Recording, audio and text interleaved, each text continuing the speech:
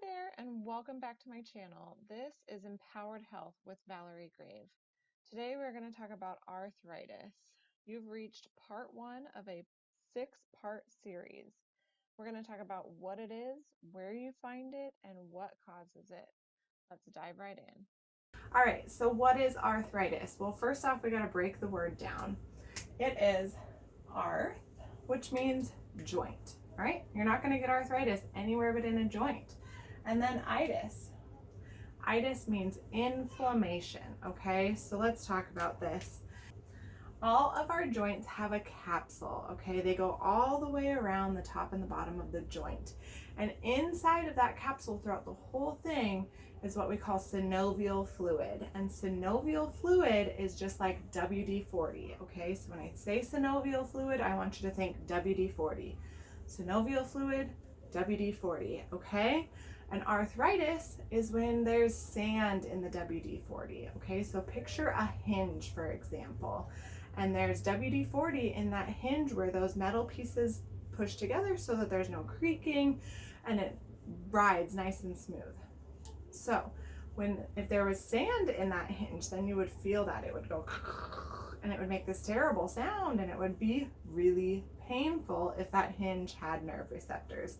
So that is what arthritis is in our joints. It is sand in our WD-40, all right?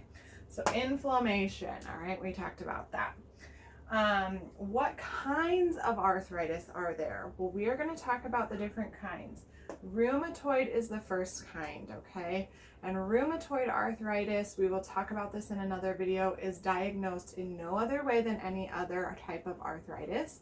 And rheumatoid arthritis, when we get to the causes, it's caused by autoimmune, meaning your body is attacking itself, all right? Now, gout arthritis is caused by high uric acid levels in the blood, and that causes so much inflammation that the body hates that, and it takes the uric acid and it puts it into the joints.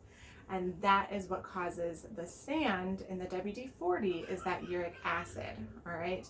That is super painful, and we'll talk about how it's diagnosed again in a different video.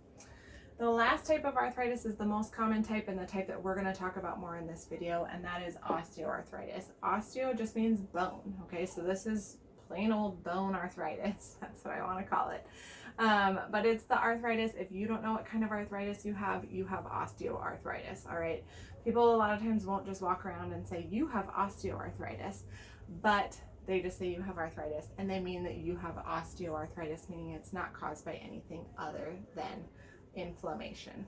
All right, so that's osteoarthritis. Where do we get osteoarthritis? The most common ones are knees, back, and hips. Where are the knees, back, and hips? I could say back, hips, and knees. It's all in your lower body, right? Why are we most common to get arthritis there? So that is because the lower body carries the weight. So we just figured out a key cause of arthritis, right? It's being weight bearing, all right? And you may be able to guess one of the key treatments to arthritis, right?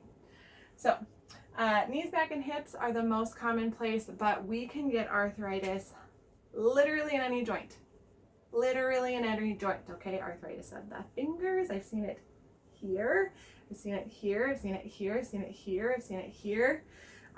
It can go anywhere, but the one that I really wanted to talk about was TMJ. Anybody know what their TMJ is? That is their temporomandibular joint. Temporo, that's this bone. Mandibular, mandibular joint.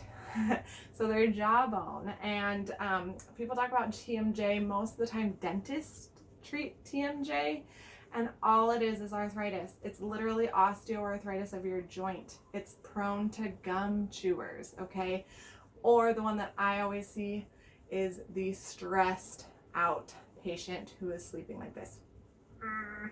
So that's why dentists treat it, is because we'll give you a mouth guard and then you can't clench down, and that tends to treat it. But at any rate, go through the treatments of arthritis and you're going to know the treatments of TMJ. All right? So that's where we find it, literally any joint. So we're going to go over the causes, and the most common cause is overuse, and I put that in quotes because A lot of people come to me and say, but I don't overuse that joint. And really, if you look back, they have. Okay, so overuse, for example, weight bearing. Maybe you're a little bit overweight, which most of us are, and don't worry about it, honey. I'm not calling you fat, okay? But when we talk about literally the structures that God made for us, maybe weren't made, if there was an engineer out there saying, this joint is made to hold this many pounds, we're kind of tipping the scale at that, right? That's all that is. I'm not calling you fat. I love your curves. They are great, okay? But weight-bearing joints tend to have the most arthritis, so that we know weight can be a cause. But the other causes are trauma, okay? And that's literally any trauma at any point in your life, okay? And the biggest cause of trauma that people don't really think about is surgery, even if it's arthroscopic surgery. Any type of surgery to the joint, literally any type of surgery to the joint, they have to cut into the joint capsule. And what happens when you cut into the joint capsule is the synovial fluid comes spilling out, and they have to suck it up. And that can predispose you to arthritis when you're older, because now there's a way for that sand, if you will, to get into the joint a lot more easily. And at some point, that joint has been drained of synovial fluid, okay? Another one that we want to think about is when you were in high school and you sprained your ankle and it turned like humongous and black and blue and you couldn't walk for a couple days. Likely the reason that it went is because all the synovial fluid inside of the ankle joint went spilling out. And so again, you've disrupted the joint capsule, and therefore you are going to be more prone to osteoarthritis, likely later in life. Autoimmune, okay? So autoimmune causes rheumatoid arthritis. And in this course, I don't talk a whole heck of a lot about treatment of rheumatoid arthritis, because I like to focus on what I'm good at and what you're going to most often see. And rheumatoid arthritis is treated by a rheumatologist, not a family practitioner. And so therefore, I don't talk a whole lot about it, but right now I'm going to tell you the causes of it, because we will go into how to diagnose it in my next video. And therefore, you can know kind of what you're in for if you do have rheumatoid arthritis, but I'm not going to go into how we treat it.